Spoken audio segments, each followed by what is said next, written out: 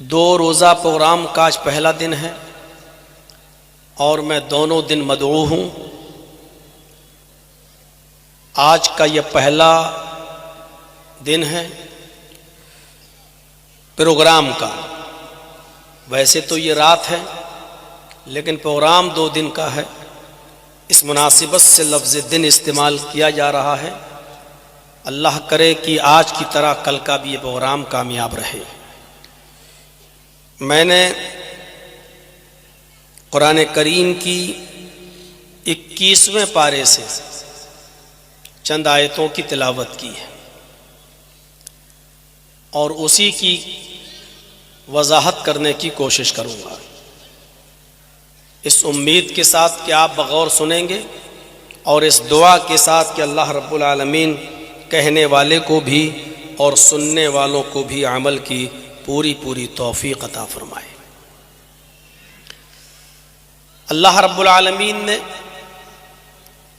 ان آیات کے اندر فرمایا ہے اتل ما اوحی الیک من الکتاب۔ دوسری چیز وَأَقِمِ الصَّلَاةَ۔ تیسری چیز ان الصلاۃ تنہی عن الفحشاء والمنکر، اور چوتھی چیز وَلَذِكْرُ اللَّهِ اکبر۔ ان 4 چیزوں کا تذکرہ کیا ہے۔ پہلی چیز کی میں وضاحت کر دوں، اس کے بعد دوسری چیز کو میں اٹھاؤں گا۔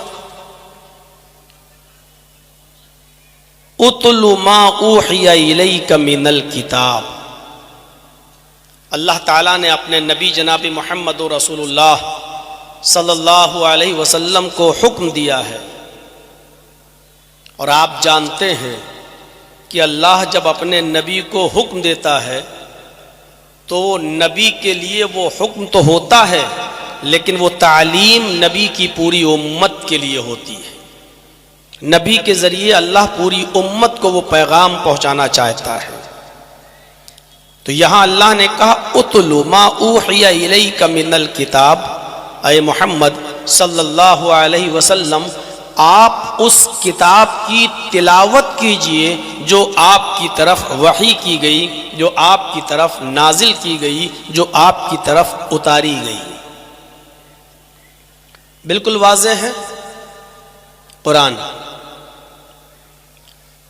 پوائنٹ یاد رکھیے گا، اللہ نے تلاوت کا حکم دیا ہے،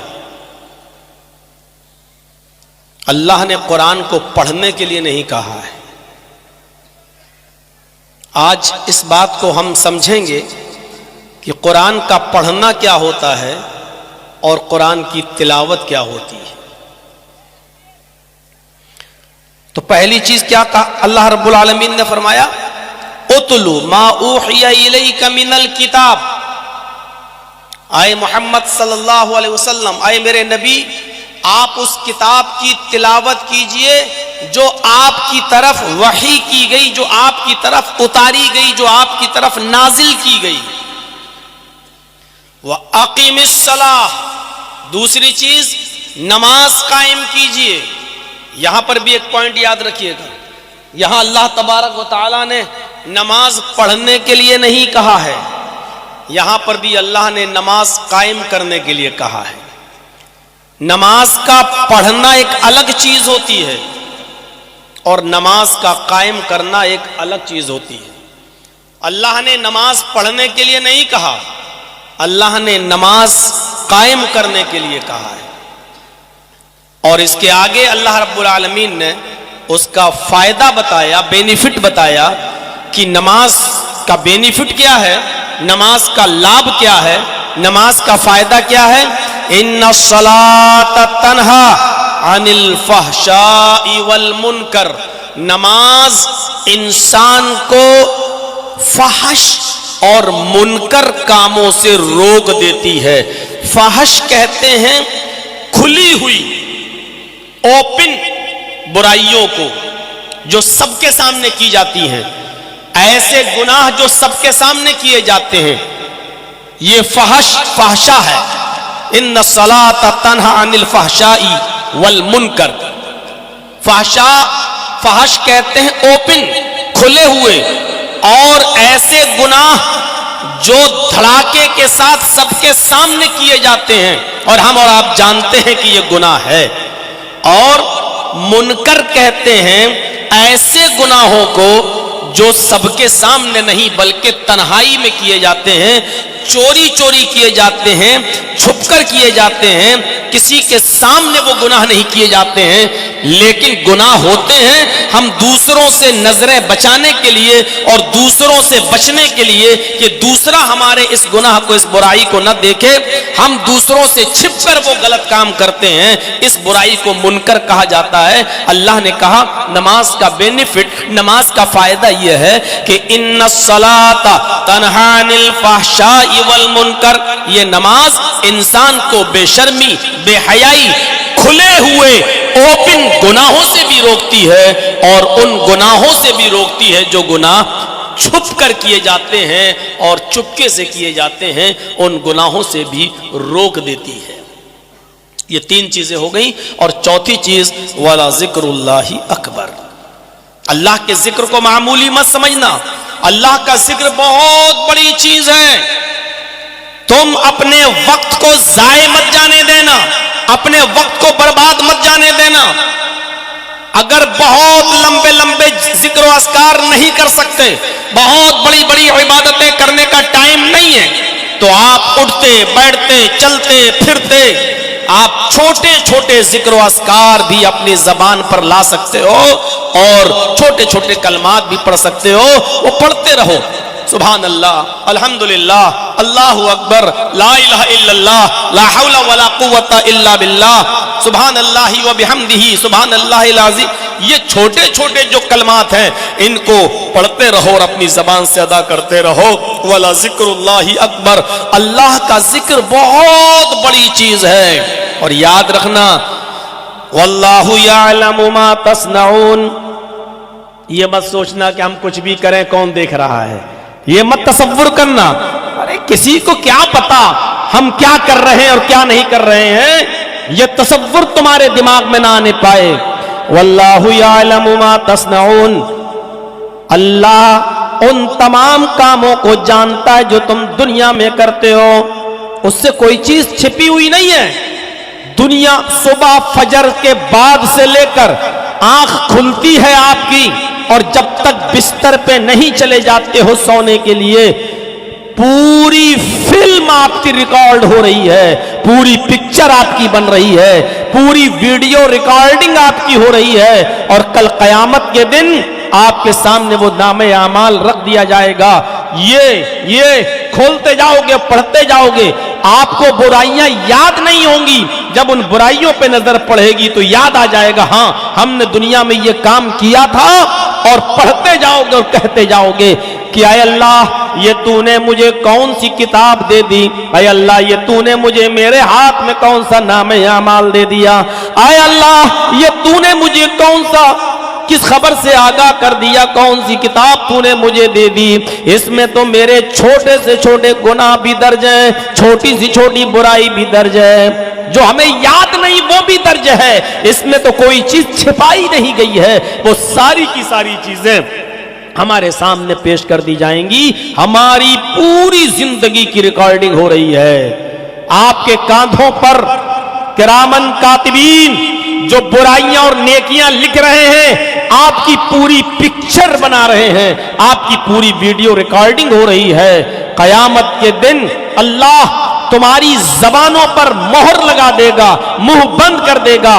تمہارے ہاتھ گواہی دیں گے ان گناہوں کی جو ان ہاتھوں سے کیے ہوں گے، تمہارے پیر گواہی دیں گے ان گناہوں کی جو تم نے اپنے پیروں سے چل کر کیے ہوں گے، تمہاری آنکھ گواہی دے گی ان گناہوں کی جو تم نے اس آنکھ سے دیکھا ہوگا، تمہارے کان گواہی دیں گے ان برائیوں کی جو تم نے اپنے ان کانوں سے سنا ہوگا. تمہارے جسم کا ایک ایک حصہ، باڈی کا ایک ایک پارٹ اللہ رب العالمین کے سامنے تمہاری اور ہماری پول کھول کے رکھ دے گا. تو ولا ذکر اللہ اکبر. اللہ کا ذکر بہت بڑی چیز ہے. واللہ یعلم ما تصنعون. وہ مندروں میں رکھی ہوئی کوئی مورتی تھوڑی ہے کہ جس کو تھپڑ مارو گر جائے اور وہ کچھ نہ کر سکے، جس کو جب چاہو تب نالی میں پھینک دو. دیکھا ہوگا گنپتی کے موقع پر آپ نے، لوگ بمبئی میں دیکھیے اکثر جب گنپتی کا تیوہار آتا ہندو بھائیوں کا تو میرے پروگرام اس وقت بمبئی میں ہوتے ہیں، دیکھیے راستے جام ہو جاتے ہیں. عقل دیکھیے آپ، اپنے ہاتھ سے بنائیں گے، سجائیں گے، رنگیں گے، کلر کریں گے، پوتیں گے، بہت 18 اور 20 میٹر کا گنپتی بنائیں گے، اور سب کچھ کرنے کے بعد پھر آخری دن لے جا کر کسی گنگا میں، ندی میں اتنی بری طریقے سے پھینکتے ہیں کہ صبح جائیے تو کسی کی گردن ٹوٹی پڑی ہے، کسی کا ہاتھ ٹوٹا پڑا ہے، کسی کا پیر ٹوٹا پڑا ہوا ہے.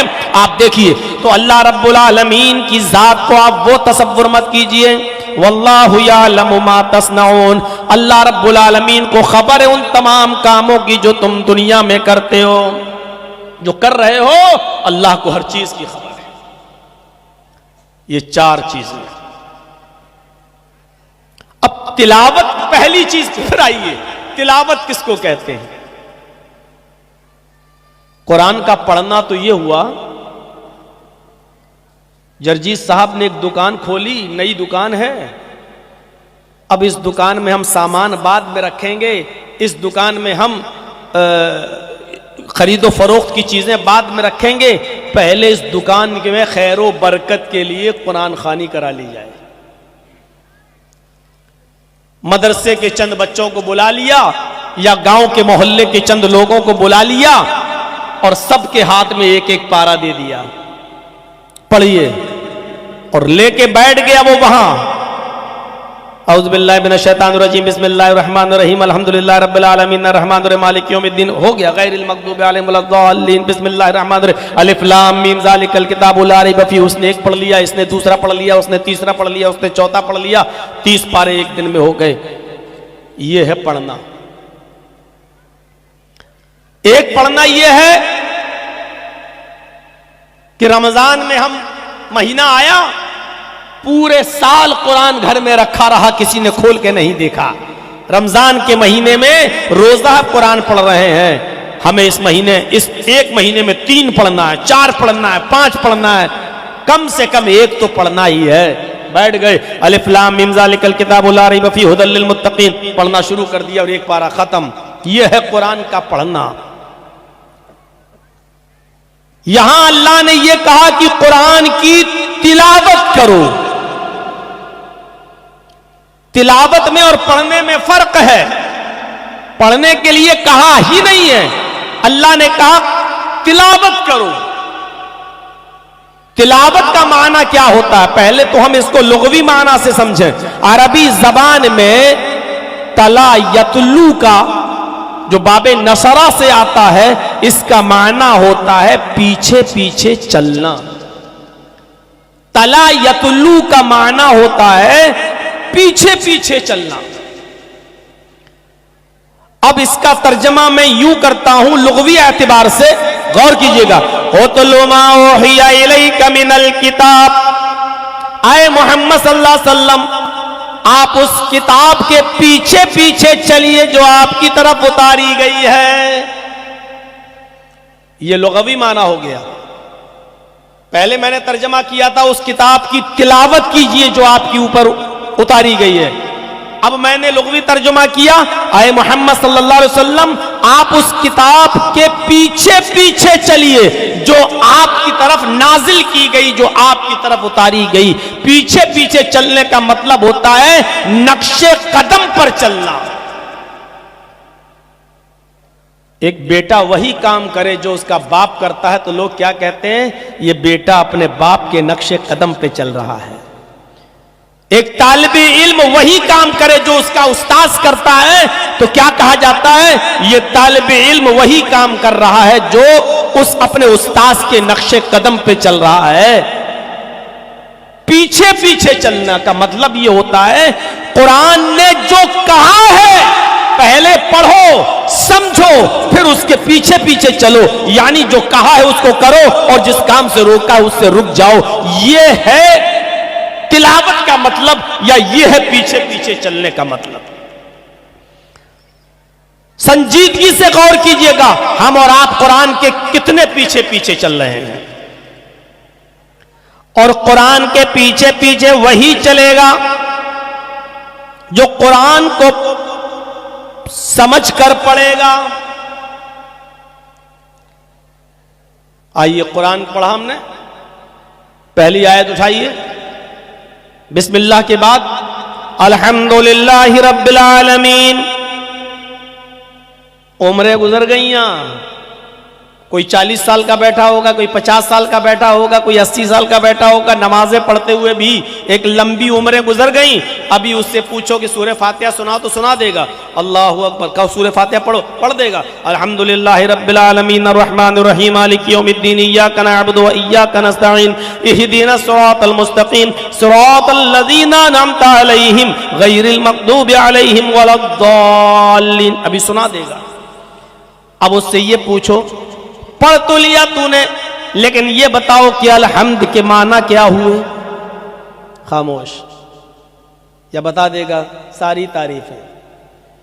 اب اس سے پوچھو کہ الحمد میں الف لام کیسا آیا ہے؟ یہ الف لام کون سا ہے؟ نہیں معلوم۔ اس سے پوچھو کہ یہ تمام کا لفظ جو آ رہا، تمام تعریفیں اللہ کے لیے، یہ ساری تعریفیں اللہ کے لیے، یہ ساری کا اور تمام کا لفظ کہاں ہے عربی میں؟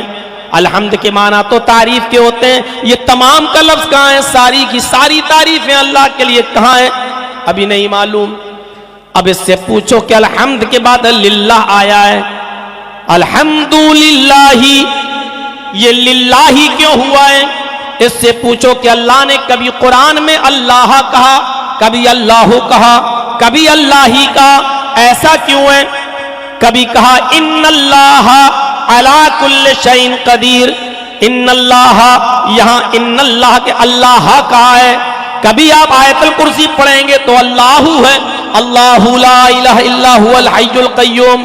اس سے پوچھو کہ کبھی اللہ آ رہا، کبھی اللہ، اور کبھی اللہ ہی، للہ ما فی السماوات وما فی الارض، کبھی للہ، ایسا کیوں؟ نہیں معلوم۔ اس سے پوچھو کہ جب اللہ آ ہی چکا تھا تو پھر رب لانے کی ضرورت کیا تھی؟ الحمدللہ رب العالمین، پھر رب کیوں لایا گیا؟ اور جب رب لایا گیا تو رب کے ساتھ رب المسلمین کیوں نہیں کہا گیا؟ رب المومنین کیوں نہیں کہا گیا؟ یہاں رب العالمین کا لفظ کیوں آیا ہے؟ ایک آیت بھی اگر ہم نے سمجھ کر پڑھی ہو تب تو ہم جانیں کہ قرآن میں لکھا کیا ہے۔ ہم قرآن کے پیچھے پیچھے چلیں گے کیسے؟ کیسے چلیں گے؟ ابھی پڑھ چکا ہے، نیت باندھے باندھے اعوذ باللہ من الشیطان الرجیم بسم اللہ الرحمن الرحیم، یہاں اس نے پڑھا ہے نماز میں اللہم باعد بینی و بین خطایا کے بعد، یا سبحانک اللہم و بحمدک و تبارک اسمو کے بعد اس نے پڑھا ہے اعوذ باللہ من الشیطان الرجیم بسم اللہ الرحمن الرحیم۔ دیکھیے یہاں الرحمن الرحیم پڑھ چکا ہے۔ اب اس سے پوچھو کہ جب تو پڑھ چکا تھا بسم اللہ الرحمن الرحیم پڑھ چکا ہے تو الحمدللہ رب العالمین کے بعد پھر الرحمن الرحیم کیوں پڑھ رہا ہے؟ یا الرحمن الرحیم کیوں آ رہا؟ کیا سمجھا؟ کیسے قرآن کے پیچھے پیچھے چلے گا آج کا انسان؟ میرے بھائیوں، جب اس کو ابھی ایک آیت کا بھی علم نہیں ہے، پوچھ لو رمضان سے، ہماری ماں بہنیں بیٹیاں بیٹھی ہوئی ہیں، پوچھو ان سے، 2 پڑھے ہم نے۔ اپنی سہیلیوں کو فون کر کے کہتی ہیں تو نے کتنے قرآن پڑھ لیے؟ ہم نے 2 پڑھ لیے۔ دوسری کہتی ہے ہم نے 3 پڑھ لیے۔ چوتھی کہتی بہت کام لگا تھا اس لیے ہم ایک ہی پڑھ پائے۔ ایسے پڑھنے سے کوئی فائدہ نہیں ہے۔ کیا فائدہ ہے ایسے؟ جب تمہیں یہی نہیں معلوم کہ قرآن ہمیں کہاں جانے کا حکم دے رہا ہے اور کہاں جانے سے روک رہا ہے، تو ایسے قرآن کو پڑھنے سے میرے بھائیوں کیا فرق پڑتا ہے ہماری زندگی پر؟ ایک چٹیل میدان ہے، چکنا پہاڑ ہے، اس کے اوپر بارش آتی ہے، پانی گرتا ہے، اوپر گرا نیچے بہ گیا، اس پہاڑ کو کوئی فائدہ نہیں ملتا۔ کیوں؟ وہ چکنا ہے، بارش اس کے اوپر آئی اور بہ گئی۔ اور ایک زمین ہے آپ کی کچی زمین، اس پر بارش ہوئی، زمین نے پانی کو چوس لیا، جذب کر لیا، پھر اس پانی سے ہریالی پیدا ہوتی ہے, اس زمین سے ہری بھری سبزی پیدا ہوتی ہے, اور کچھ مہینوں کے بعد سبزی دوسروں کے گھروں میں کٹ کے پہنچ جاتی ہے, سب اس سے فائدہ, یعنی زمین بھی پانی سے فائدہ اٹھا رہی ہے, اور پھر پھل بھی اور سبزی بھی پیدا کر رہی ہے, پھر وہ سبزی دوسروں کو بھی کھانے کو مل رہی ہے. ایسا بنو کہ قرآن خود جذب کرو, قرآن پر خود عمل کرو, اور تمہارے علم سے, قرآن کی آیتوں سے پھر دوسرے لوگ بھی فائدہ حاصل کریں, دوسرے لوگوں کو بھی فائدہ پہنچے. یہ ہے قرآن کو کی تلاوت کا مطلب. اتل ما اوحی الیک من الکتاب, اس کتاب کے پیچھے پیچھے چلو جو آپ کی طرف اتاری گئی, جو آپ کی طرف نازل کی گئی. حضرت عائشہ صدیقہ سے کسی نے پوچھا کہ امی عائشہ, اللہ کے نبی کے اخلاق کیسے تھے, اللہ کے رسول کے اخلاق کیسے تھے, اخلاق کریکٹر سوبھاؤ, اللہ کے نبی کے اخلاق کیسے تھے؟ تو انہوں نے جواب یہ دیا, کیا تم قرآن نہیں پڑھتے؟ غور کیجیے, یہاں لفظ پڑھنا اچھا بھی لگ رہا ہے, ابھی بتاؤں گا میں. آئے امی عائشہ, اللہ کے نبی کا اخلاق کیا تھا, کیسا تھا؟ تو حضرت عائشہ کہتی ہے کیا تم قرآن نہیں پڑھتے؟ کہا کیوں نہیں پڑھتا ہوں.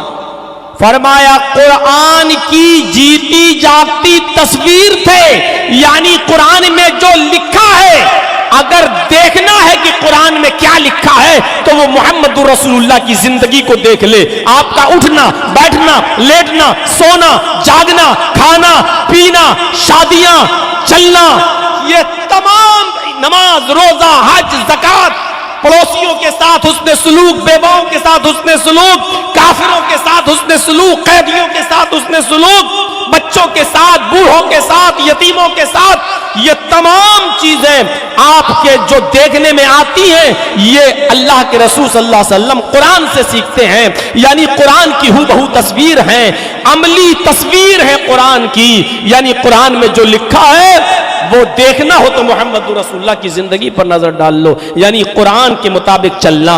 آپ قرآن کے مطابق چلا کرتے تھے, آپ قرآن کے مطابق اپنی زندگی گزارا کرتے تھے.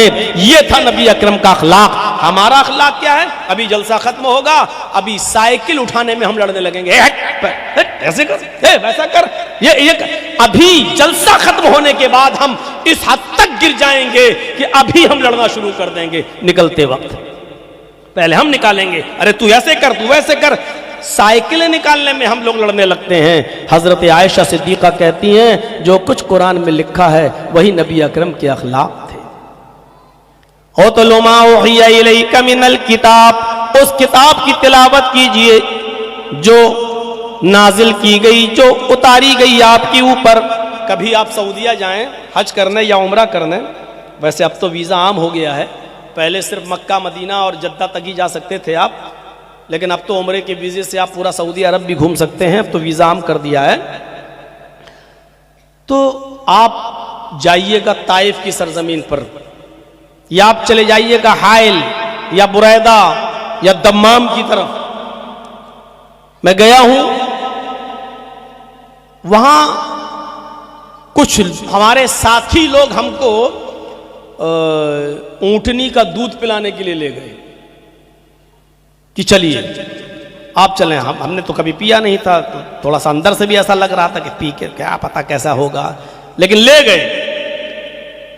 وہاں ایک چھوٹا سا بچہ تھا اونٹنی کا, تو وہ دیہاتی جو دودھ دوہتے تھے اونٹنی کا اور فوراً پلاتے تھے. اونٹنی کا دودھ فوراً جیسی اس کے تھن سے نکالا جائے ویسے ہی آپ کو پینا پڑے گا. اگر آپ نے تھوڑی دیر کے لیے رکھ دیا تو اس میں اتنے کیڑے پیدا ہو جاتے ہیں کہ آپ اس کو دیکھ کر پھر دودھ پی نہیں سکیں گے.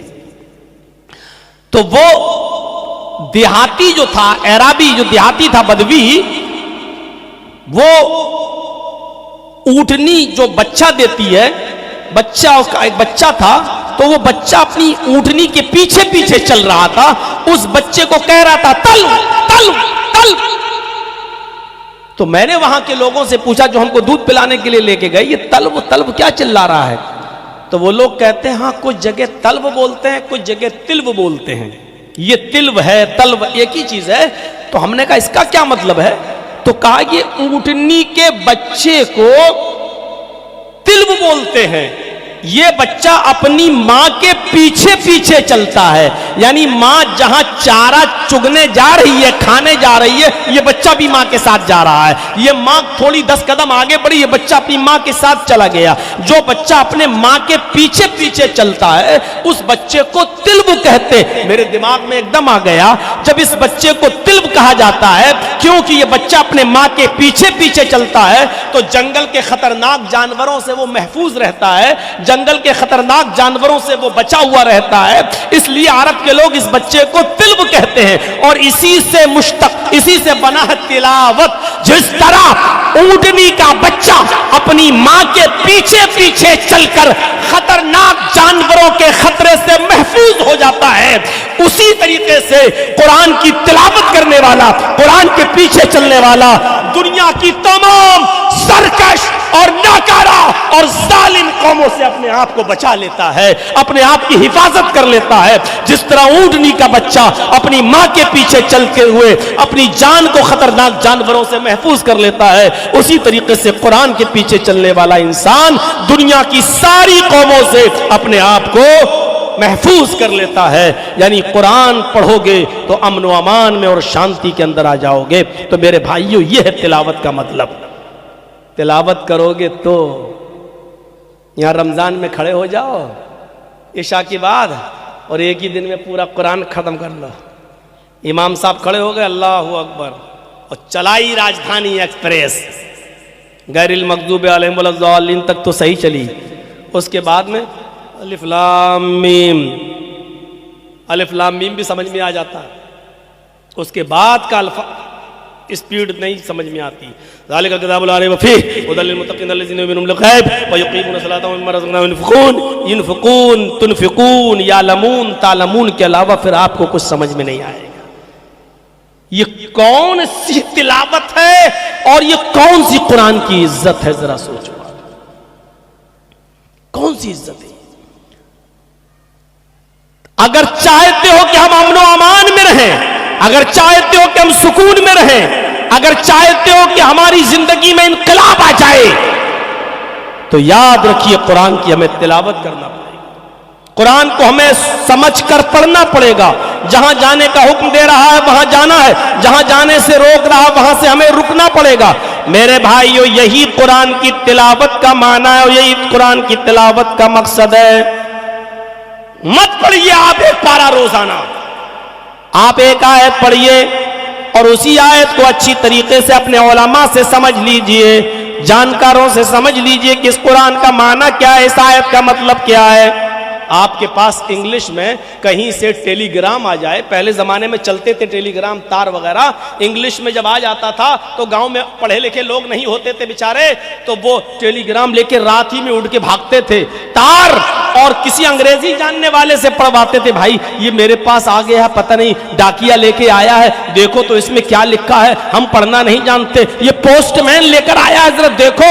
جب وہ انگلش میں اس کو پڑھتا تھا اور اس گاؤں کے رہنے والے آدمی کو سمجھاتا تھا کہ اس میں یہ لکھا ہے، جب تک وہ انگلش کے اس لیٹر کو یا اس ٹیلی گرام کو یا اس تار کو سمجھ نہیں لیتا تھا کسی جاننے والے سے، اس کو سکون نہیں ملتا تھا، اس کو سکون نہیں ملتا تھا۔ میرے بھائیو، قرآن کریم کے اندر یہ 6666 جو آیتیں ہیں یہ ٹیلی گرام ہے۔ تمہیں نیند نہیں آنی چاہیے اس وقت تک جب تک کہ تم ایک تار، ایک ٹیلی گرام کو روزانہ اپنے عالم سے سمجھ نہ لو، اس میں کیا لکھا ہے، اس کا معنی کیا ہے، اس کا مطلب کیا ہے، یہ آیت ہمیں کہاں جانے کا حکم دے رہی ہے، یہ آیت ہمیں کہاں جانے سے روک رہی ہے۔ ایک آیت سمجھ لی، اب ٹھیک ہے، اب دوسرے دن آپ دوسری آیت کو سمجھیے۔ آپ کو نیند نہیں آنی چاہیے جب تک کہ آپ قرآن کریم کو مکمل طور پر سمجھنے والے نہ بن جائیں۔ ایسے سمجھیں، اتنا سمجھدار بن جائیے کہ جب آپ کسی امام کے پیچھے نماز پڑھیں اور وہ نماز پڑھائے اور قرآن کی تلاوت کرے تو آپ سمجھ جائیں کہ یہ کیا پڑھ رہا ہے، یہ آیات جنت ہیں، یہ آیات جہنم، یہ ہمیں کیا بتلا رہی ہیں؟ جب ہم یہ سمجھنے لگیں گے تو ہماری نمازوں میں لذت بھی آ جائے گی۔ سعودیہ میں دیکھ لو، امام حرم جب نماز پڑھاتے ہیں اور آیتیں پڑھتے پڑھتے کبھی رونے بھی لگتے ہیں، اس لیے کہ وہ جانتے ہیں کہ ان آیات کے اندر جہنم کے عذاب کا تذکرہ ہو رہا ہے۔ ان کی سسکیاں بن جاتی ہیں، آنکھوں سے آنسو بہنے لگتے ہیں، اور وہ اپنے عمامے سے لٹکے ہوئے رومال سے اپنے آنسوؤں کو پوچھنے لگتے ہیں۔ نماز کی حلاوت اور نماز کی مٹھاس اور قرآن کی حلاوت و مٹھاس کا مزہ ان سے پوچھئے جو قرآن کو سمجھتے ہیں، روتے اور گڑگڑاتے ہیں، اس لیے کہ وہ جانتے ہیں کہ یہ قرآن کریم کے اندر جہنم کی عذاب کا ذکر ہو رہا ہے، یہاں ان کو رونا پڑتا ہے، آنکھوں میں ان کے آنسو آ جاتے ہیں۔ ہمارے پتہ ہی نہیں چلتا، جہنم کی آیات امام صاحب نے پڑھ دی، نہ امام رو رہا ہے نہ مقتدی رو رہے ہیں، اور ہم سمجھ رہے ہیں کہ ہم بہت بڑا تیر مار کے آ گئے ہیں، بہت بڑا کارنامہ انجام دے کر آ گئے ہیں۔ میرے بھائیوں، قرآن کو سمجھیے اور قرآن کو پڑھیے۔ قرآن جس کی حفاظت کی ذمہ داری اللہ تبارک و تعالیٰ نے لی ہے، یہ جو بچے پڑھ رہے ہیں آپ کے شیر شاہی میں لڑکیوں کا الگ لڑکیوں کا الگ، جانتے ہو اللہ کے نبی صلی اللہ علیہ وسلم نے کیا فرمایا؟ خیرکم من تعلم القرآن وعلمہ۔ خیرکم کا مطلب اسی کو سمجھ لو، سب کچھ بھول جاؤ گے۔ خیرکم، آئے پوری دنیا کے مسلمانوں سنو، اس میں سب شامل ہیں۔ آئے MBBS کرنے والوں سنو، آئے بایو پڑھنے والوں سنو، آئے انجینئروں سنو، کیمسٹ اور فزکس پڑھنے والوں سنو، بڑے سے بڑے عہدے پر رہنے والوں سنو، یہ تعلیم جو تم نے پڑھی ہے، کیمسٹری، فزکس، بایو، میتھ، یہ غلط نہیں ہے، یہ ناجائز نہیں ہے، یہ حرام نہیں ہے، لیکن خیرکم من تعلم القرآن وعلمہ، تم میں سب سے بہتر لوگ وہ ہیں جو قرآن کو خود سیکھتے ہیں اور دوسروں کو سکھاتے ہیں۔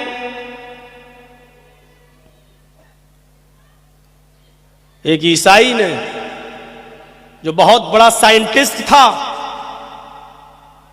غور کیجئے، اس نے قرآن کو پڑھا، تو قرآن کو پڑھنے کے بعد اس نے ایک کتاب ہی لکھ ڈالی، اسلام، بائبل اور قرآن۔ اسلام سائنس، اسلام بائبل اور قرآن سائنس کی روشنی میں، سائنس کی روشنی میں اس نے ایک کتاب ہی لکھ ڈالی، اور اس نے قرآن کریم کو اپنے سائنٹیفک تجربے سے بیان کر کے یہ بتایا کہ قرآن کے اندر کیمسٹری بھی ہے، قرآن کے اندر بایو بھی ہے، قرآن کے اندر فزکس بھی ہے، قرآن کے اندر میتھ بھی ہے۔ پڑھنے والا چاہیے، چونکہ وہ ایک سائنٹسٹ تھا، اس نے قرآن کریم کے آیتوں سے سائنس کھوج کے نکالی اور اس نے پوری ایک کتاب لکھ ڈالی اتنی موٹی، اور اس کا نام رکھا اسلام، قرآن، بائبل، سائنس کی روشنی میں۔ ذرا آپ غور کریں میرے بھائیوں، اس نے قرآن کو سائنس کی روشنی سے ثابت کر کے رکھ دیا۔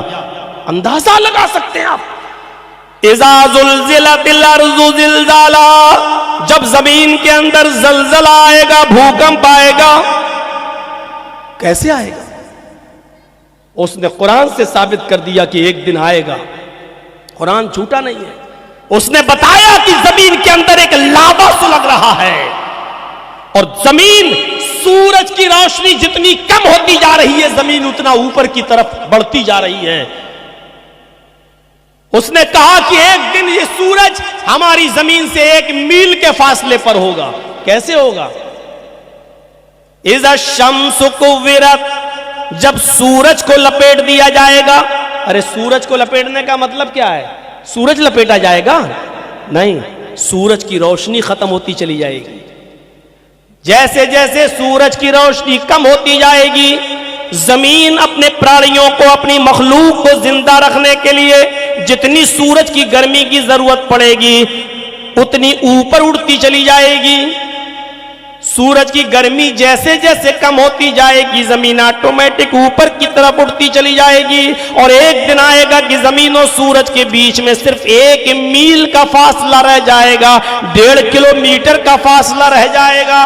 तकूनु शम्सु यौमल क़यामति कमिक़दार मील। उसने कुरान की आयत से साबित किया कि एक दिन सूरज की रोशनी खत्म होगी और जमीन और सूरज के दरमियान 1 मील का फासला होगा। कुरान के अंदर साइंस है।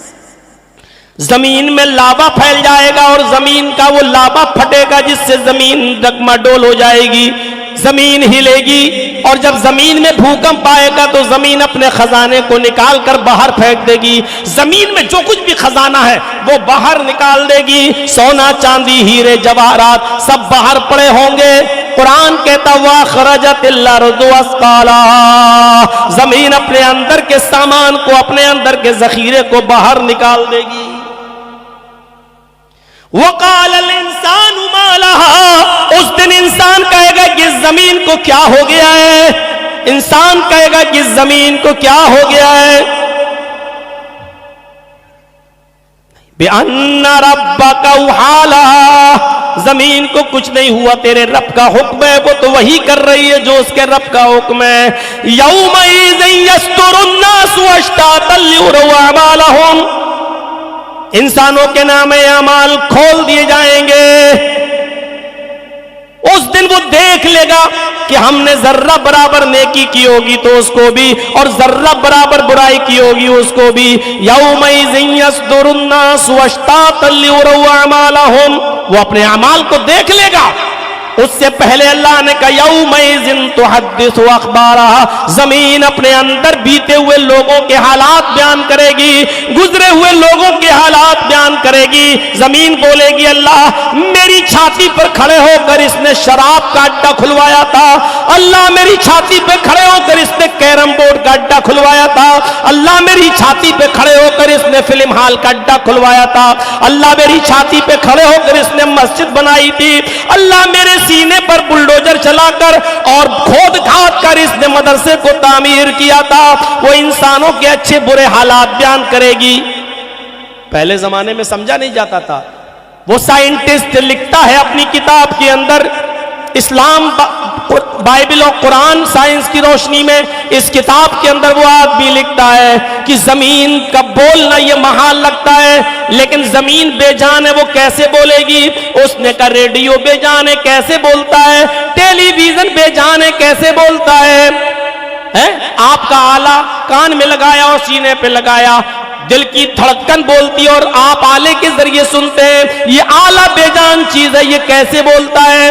मोबाइल बेजान चीज है, देखिए उसमें से आवाज निकलती है और आप अपने कानों से सुनते हैं।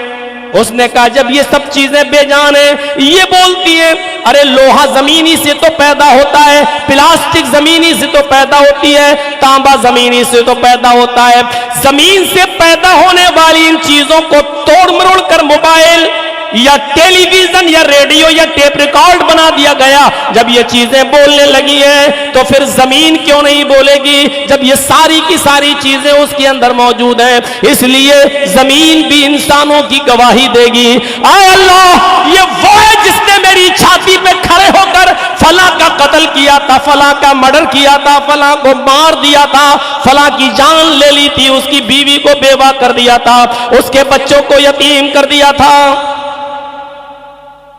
मौजमपुर वाले हैं तो नहीं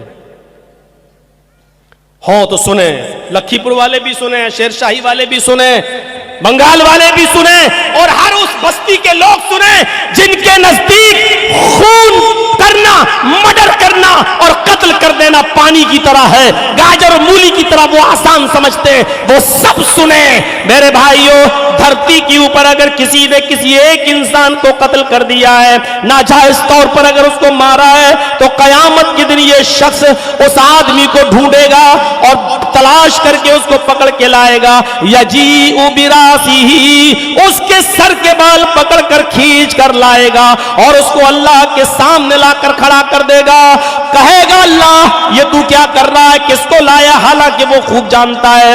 کہے گا اللہ یہ وہی شخص ہے جس نے, یہ وہی آدمی ہے جس نے مجھے قتل کیا تھا, جس نے مجھے مارا تھا, جس نے میری بیوی کو بیوہ اور میرے بچوں کو یتیم کیا تھا. اے اللہ میں اس کو پہچان کے لے آیا ہوں, یہی وہ شخص ہے جس نے دنیا میں میرا خون بہایا تھا, میرا مرڈر کیا تھا. اے اللہ دنیا میں اس نے مجھے میری بیوی بچوں سے, ماں باپ سے دور کیا, آج اس کو بھی اس کے خاندان سے اور پورے بیوی بچوں سے اس کو دور کر کے اس کو جہنم کے اندر ڈال دے. وہ مقتول اس قاتل کا سر پکڑ کے لے کے آئے گا اور اللہ کے دربار میں لا کر کھڑا کر دے گا. ضمنی بات آ گئی تو میں نے بتا دیا. میرے پیارے ساتھیو ذرا غور کرو, یہ قرآن ہی تو ہے جو سائنس سے بھرا پڑا ہے. اس لیے اللہ تعالیٰ, اللہ کے نبی کہتے ہیں خیرکم من تعلم القرآن وعلمہ, دنیا کے سب سے بہترین لوگ وہ ہیں جو قرآن کو خود سیکھتے ہیں اور دوسروں کو سکھاتے ہیں. یہ ہے قرآن. میرا موضوع اسلام اور سائنس نہیں ہے, ورنہ میں اس ٹاپک پہ اور آگے بڑھتا اور بولتا. میرے بھائیوں قرآن کے اندر سارے علوم موجود ہیں.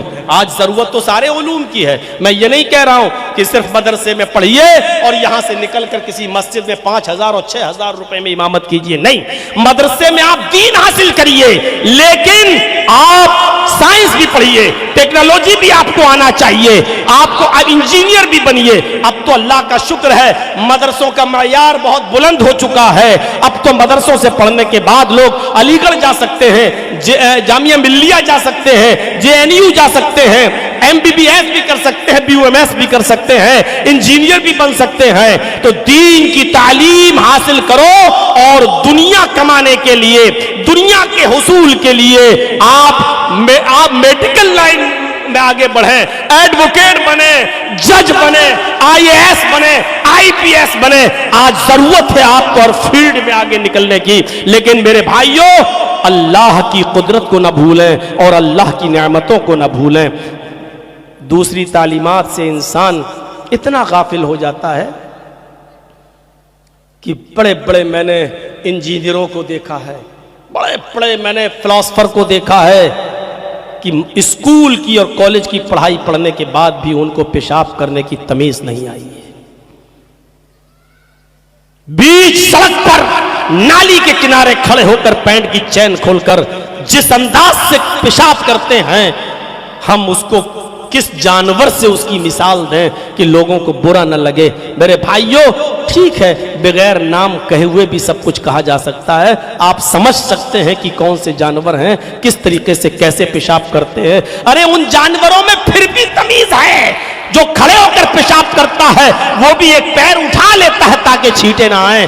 ہم سے زیادہ کم سے کم پیشاب کی چھینٹوں سے بچنے کی عقل اس جانور کے اندر موجود ہے, لیکن ہم دونوں پیروں کو زمین پر رکھ کے اور پیشاب کرتے ہیں کہ اس کی چھینٹیں ہمارے کپڑوں پہ آئیں. ہمیں یونیورسٹی اور کالجز کی زندگی سے اتنی بھی تربیت نہیں ملی. میرے بھائیوں ہم کیا آپ کو سمجھائیں کہ محترم امام مالک کا واقعہ ہمارے ذہن میں آتا ہے کہ ایک عورت, ایک صحابیہ جس کے گھر میں ایک بچہ پیدا ہوتا ہے, جب وہ بچہ پیشاب کرتا تھا ماں اس کی شرمگاہ پر پانی ڈال دیا کرتی تھی. ماں اس کی شرمگاہ پر پانی ڈال دیا کرتی تھی. پیالہ لیا پانی کا اور اس کی شرمگاہ کو دھل دیا.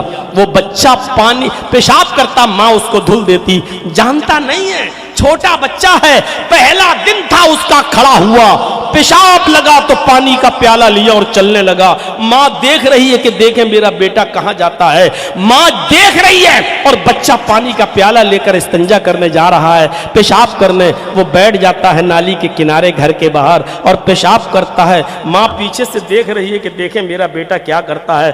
آج پہلا دن ہے, بچے نے پیشاب کیا, اس کو نہیں معلوم کہ شرمگاہ کس ہاتھ سے پکڑنا چاہیے, کس ہاتھ سے پانی ڈالنا چاہیے, کتنی بار شرمگاہ کو دبانا چاہیے, اس کو کچھ نہیں معلوم. بس اس نے اپنی ماں کو دیکھا تھا پانی ڈالتے ہوئے, اس نے پیشاب کیا اور پانی اپنی شرمگاہ پہ ڈال لیا. اتنا ڈالنا تھا, پیچھے سے ماں چیخ کر کہتی ہے فزتو برب الکعبہ, کعبے کی رب کی قسم میں کامیاب ہو گئی, اللہ کی قسم میں کامیاب ہو گئی. میں اپنے بچے کو جو سکھانا چاہتی تھی میرے بچے نے وہ سیکھ لیا. میں اپنے بچے کو جو تربیت دینا چاہتی تھی میں نے اپنے بچے کو وہ تربیت دے دی. اب میں مر بھی جاؤں تو پرواہ نہیں, کیونکہ میرا بچہ اب زندگی بھر کھڑے ہو کر پیشاب نہیں کرے گا.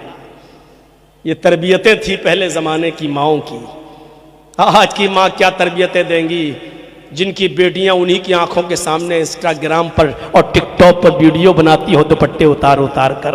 یہ کیا تربیتیں دیں گی اپنی اولاد کو؟ ہو سکے گا اور موقع ملے گا تو ہم ماں بہنوں کے اوپر کل بولیں گے انشاءاللہ. آج تو تھوڑا سا 4 چیزوں کی طرف چلنا بھی تو پہلی چیز پر ہم اٹکے ہوئے ہیں. میرے بھائیو اتلو ما اوحی الیک من الکتاب، تلاوت. خیرکم من تعلم القرآن وعلمہ. دنیا میں سب سے بہتر لوگ وہ ہیں جو قرآن کو سیکھتے اور سکھاتے. یہ سب سے بہتر لوگ ہیں.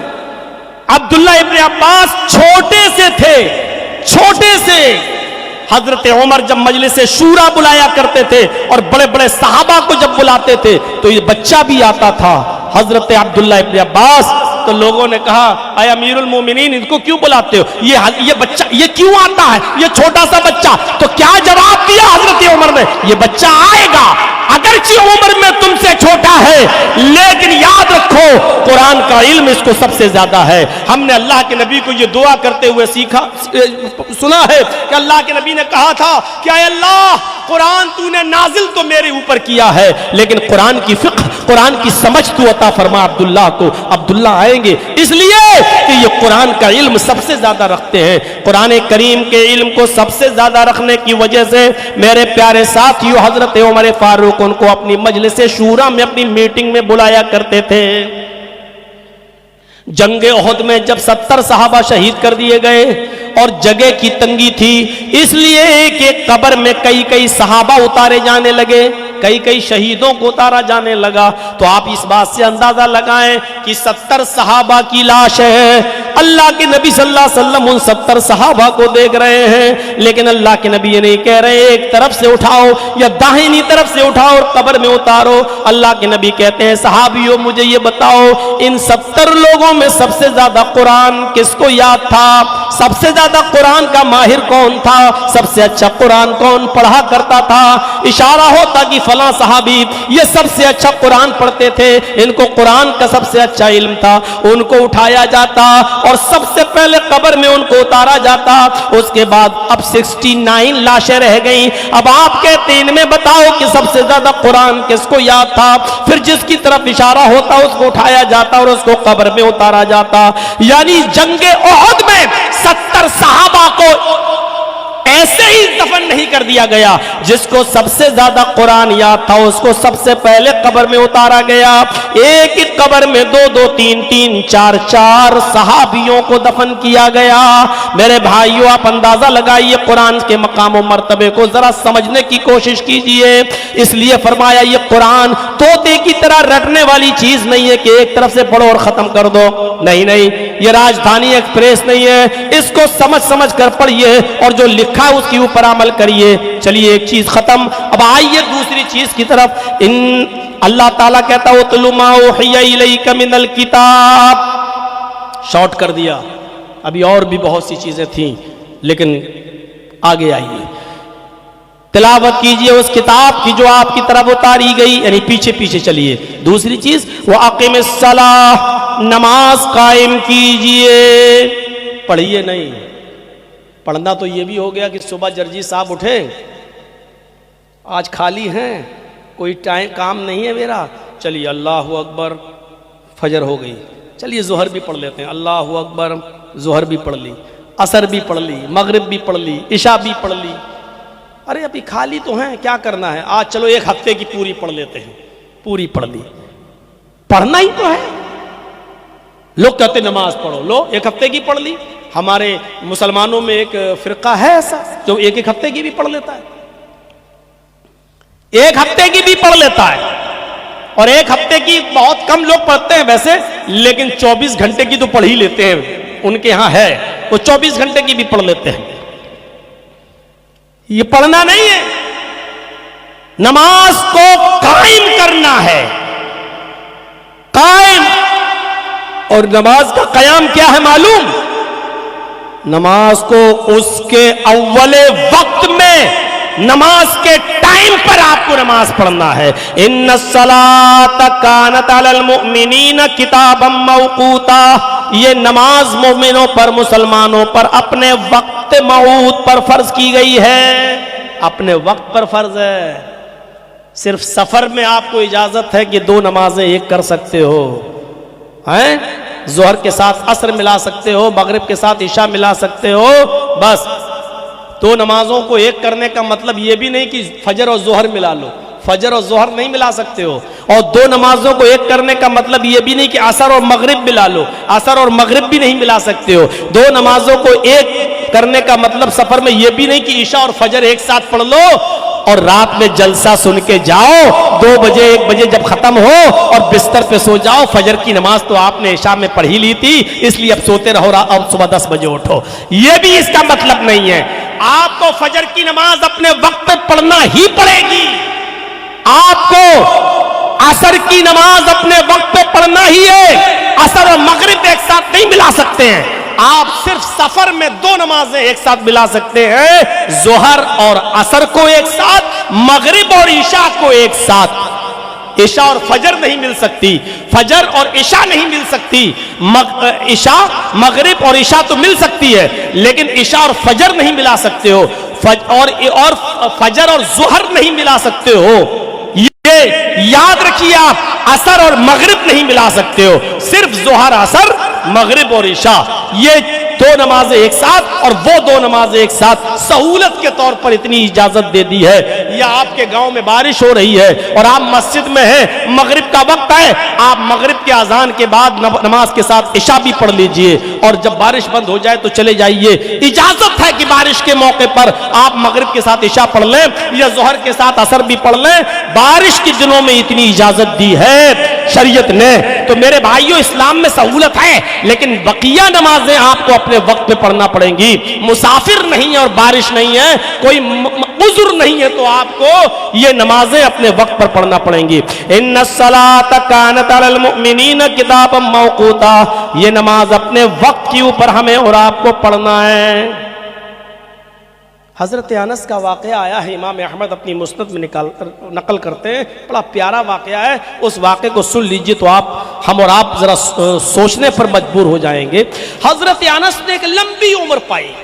حضرت انس ابن مالک نے ایک لمبی عمر پائی اور اتنی عمر پائی انہوں نے کہ یہ حضرت عمر ابن عبدالعزیز کے وقت بھی موجود تھے. حضرت انس رضی اللہ تعالیٰ عنہ نے ایک لمبی عمر پائی، حدیثوں کو پڑھا، صحابہ کرام کی زندگی کو دیکھا کہ یہ ظہر کب پڑھتے ہیں، عصر کب پڑھتے ہیں، مغرب کب پڑھتے ہیں، فجر کب پڑھتے ہیں، عشاء کب پڑھتے ہیں. ان کے سامنے یہ سارا نقشہ تھا. لیکن جب عمر ابن عبدالعزیز کو خلیفہ بنایا گیا اور جب وہ لوگوں کو نماز پڑھانے لگے تو حضرت انس بھی ان کے پیچھے نماز پڑھنے لگے. لیکن کبھی کبھی ایسا ہوتا تھا کہ حضرت انس مسجد میں پہلے پہنچ جایا کرتے تھے اور حضرت انس جب مسجد میں پہلے پہنچ جایا کرتے تھے تو اپنی نماز پڑھ کر نکل جاتے تھے اور چلے جایا کرتے تھے. حضرت عمر ابن عبدالعزیز بعد میں آتے تھے اور لوگوں کو نماز پڑھاتے تھے. نہیں معلوم کہ کس نے پڑھی کس نے نہیں پڑھی. کچھ لوگوں نے شکایت کی، امیر المومنین، اے عمر ابن عبدالعزیز، انس کا معاملہ تو بڑھتا جا رہا ہے. کہا کیا معاملہ ہے؟ کہا انس کبھی تو آپ کے پیچھے نماز پڑھ لیتے ہیں اور کبھی آپ سے پہلے نماز پڑھ کے چلے جاتے ہیں. عجیب معاملہ ہے. ایسا بھی نہیں کہ وہ ہمیشہ پہلے پڑھتے ہوں، کبھی پہلے پڑھ لیتے ہیں اور کبھی وہ آپ کے ساتھ جماعت کے ساتھ نماز پڑھتے ہیں. میری سمجھ میں نہیں آ رہا، جب آپ امیر المومنین ہیں تو آپ کے پیچھے نماز کیوں نہیں پڑھتے؟ پہلے پڑھ کے کیوں نکل جاتے ہیں؟ یہ ایک نیا فتنہ کھڑا کرنا چاہتے ہیں انس. حضرت عمر ابن عبدالعزیز نے کہا میں نے تمہاری بات سن لی، ٹھیک ہے اب ان سے بھی پوچھ لیتا ہوں، دیکھیں کیا مجبوری ہے. یعنی ایک طرفہ بات نہیں سننی چاہیے. ایک صاحب مولانا جرجیس نے آپ کے بارے میں یہ کہا، اچھا وہ ہوتا کون کہنے والا، آستینیں سمیٹ لیں. ایک طرفہ بات نہیں سننی چاہیے، جب تک دونوں طرف سے باتیں نہ سن لو ڈیسائیڈ نہیں کرنا چاہیے. میرے بھائیوں، حضرت عمر ابن عبدالعزیز نے کہا ٹھیک ہے شکایت والو، میں نے تمہاری شکایت سن لی، اب ان کو بھی بلاتا ہوں، دیکھیں وہ کیا کہتے ہیں، ان کی بھی کیا صفائی ہے. بلایا گیا. حضرت انس کو مسجد میں بلایا جاتا ہے. عصر کی نماز کے بعد عمر ابن عبدالعزیز نے سوال کیا, اے انس, مجھے شکایت ملی ہے کہ تم اس مسجد میں نماز پڑھنے تو آتے ہو, لیکن کبھی کبھی تو تم میرے پیچھے نماز پڑھتے ہو اور کبھی کبھی تم مجھ سے پہلے بھی نماز پڑھ کے نکل جاتے ہو. آخر اس کی وجہ کیا ہے؟ تم میرے پیچھے نماز نہیں پڑھتے ہو اور پہلے پڑھ کے نکل جاتے ہو, لیکن یہ بھی سچ ہے کہ تم میرے پیچھے بھی نماز پڑھتے ہو. کبھی کبھی تم میرے پیچھے پڑھتے ہو اور کبھی کبھی تم پہلے پڑھ کے نکل جاتے ہو. حضرت انس جواب دیتے, امیر المومنین, اے عمر ابن عبدالعزیز, اے خلیفہ صاحب, بالکل صحیح سنا ہے آپ نے, میں جھوٹ نہیں بول سکتا ہوں. میں نے کبھی آپ کے پیچھے بھی نماز پڑھ لیتا ہوں اور کبھی پہلے آ کر نماز پڑھ کر چلا جاتا ہوں. آپ کا انتظار نہیں کرتا, جماعت کا انتظار نہیں کرتا. آپ نے جو کچھ بھی سنا ہے بالکل صحیح سنا ہے. آپ کے شکایت کرنے والے میری آپ کے سامنے جو شکایت کیے ہیں وہ بالکل صحیح شکایت کیے ہیں. عمر ابن عبدالعزیز نے کہا, کیوں یہ فتنہ پھیلا رہے ہو؟ اگر تم آج اکیلے نماز پڑھو گے تو کل دوسرا بھی تمہیں دیکھ کر اکیلے نماز پڑھے گا, پھر پرسوں کوئی تیسرا بھی پڑھے گا, پھر ذاتی طور پر کل میرا کوئی دشمن ہوگا یا میرا کوئی ورودی ہوگا, وہ میرے پیچھے نماز پڑھنے سے منع کر دے گا. ایک نیا فتنہ کھڑا ہو جائے گا. پھر تم کیسے میرے پیچھے نماز پڑھتے ہو اور کبھی مجھ سے پہلے پڑھ کے نکل جاتے ہو؟ ایک نیا فرقہ, ایک نیا فتنہ کھڑا کیوں کر رہے ہو تم؟ جواب دو. یہاں جو جواب دیا حضرت انس نے, سنو شیر شاہی والوں, سنو, اطراف کے لوگوں سنو, آس پاس کے لوگوں سنو, اور یوٹیوب کے ذریعے کل انشاءاللہ پوری دنیا میں یہ آواز پہنچ جائے گی. میرے بھائیوں یاد رکھو, اس موقع پر حضرت انس نے جو جواب دیا وہ جواب یہ تھا, اے خلیفۃ المومنین, اے خلیفۃ المسلمین, اے امیر المومنین, میں نے کوئی فتنہ کھڑا نہیں کیا, میں نے کسی کو نہیں کہا کہ تم بھی ایسا کرو, میں نے کسی دوسرے آدمی کو ابھارا بھی نہیں ہے. فرمایا ٹھیک ہے نہیں ابھارا, لیکن تمہیں دیکھ کر دوسرا تو ایسا کر سکتا ہے. فرمایا اگر کر سکتا ہے تو اس میں کیا کروں؟ فرمایا تم پہلے جواب دو کہ تم کبھی کبھی اکیلے پڑھ کے پہلے کیوں نکل جاتے ہو؟ عمر ابن عبدالعزیز کو حضرت انس جواب دیتے ہیں, امام احمد اپنی مسند میں نقل کرتے ہیں, حضرت انس کہتے ہیں, اے امیر المومنین, میری آنکھیں جناب محمد رسول اللہ کے نماز کے اوقات کو پہچانتی ہیں. میری آنکھوں نے محمد رسول اللہ کے نماز کے ٹائم کو دیکھا ہے. میری آنکھوں نے محمد رسول اللہ کا نماز کا وقت دیکھا ہے. میری آنکھیں جانتی ہیں کہ محمد رسول اللہ فجر کب پڑھتے تھے, ظہر کب پڑھتے تھے, عصر کب پڑھتے تھے, مغرب کب پڑھتے تھے, عشاء کب پڑھتے تھے. میری آنکھیں محمد رسول اللہ کی نماز کے اوقات کو پہچانتی ہیں, نماز کے ٹائم ٹیبل کو اچھی طریقے سے جانتی ہیں. اگرچہ گھڑیوں کا زمانہ نہیں تھا, لیکن میری آنکھیں ٹائم ٹیبل کو اچھی طریقے سے پہچانتی ہے. جب آپ فجر کی نماز محمد رسول اللہ صلی اللہ علیہ وسلم کے ٹائم کے مطابق پڑھاتے ہیں, اول وقت پہ پڑھاتے ہیں, تو میں آپ کے پیچھے پڑھ لیتا ہوں, اور جب دیکھتے ہیں کہ آپ اول وقت پہ نہیں آئے تو میں آپ سے پہلے اول وقت پہ نماز پڑھ کے نکل جاتا ہوں. یہی حال میرا ظہر کا ہے. جب آپ کو دیکھتا ہوں کہ آپ اول وقت پہ نہیں آئے تو میں اول وقت پہ ظہر پڑھ کے نکل جاتا ہوں. میں عصر کی نماز پڑھنے آتا ہوں, آپ اول وقت پہ پڑھاتے ہیں تو میں آپ کے پیچھے پڑھ لیتا ہوں, اور جب آپ لیٹ ہو جاتے ہیں تو میں اکیلے عصر پڑھ کے نکل جاتا ہوں. یہی حال عشاء کا بھی ہے, یہی حال مغرب کا بھی ہے. امیر المومنین, میری آنکھیں محمد رسول اللہ کی نماز کے ٹائم ٹیبل کو پہچانتی ہے, اور میں نہیں چاہتا کہ نبی اکرم کا ٹائم ٹیبل مجھ سے مس ہو اور اس کو میں چھوڑوں. اس لیے میں نبی کے ٹائم کو نکال نہیں سکتا, بھلے ہی آپ کا ٹائم نکل جائے, اس لیے کہ میں ایمان جناب محمد رسول اللہ صلی اللہ علیہ وسلم کے اوپر لایا. امیر المومنین, آپ ہر نماز اول وقت پہ پڑھانا شروع کر دیجئے, میں آپ کے پیچھے ایک بھی نماز ترک نہیں کروں گا, اور ساری نمازیں میں آپ کے پیچھے پڑھوں گا. اس سے پتہ چلتا ہے میرے بھائیوں کہ اول وقت نماز پڑھنے کی اہمیت کیا ہے. دکان پہ ہم بیٹھے ہیں, اذان کی آواز آ رہی ہے, رک جائیے، کسٹمر کو نپٹا دیں. جب تک 5 کسٹمر نبٹتے ہیں اب ہم فری ہو رہے ہیں، اب ہم جا رہے ہیں دکان چھوڑ کر اب مسجد میں نماز پڑھنے کے لیے. وضو بنایا، جب مسجد کے اندر داخل ہوئے تو پتہ چلا کہ سنتیں پڑھی جا رہی ہیں، جماعت ہو چکی ہے. یہی حال ہمارا ہے.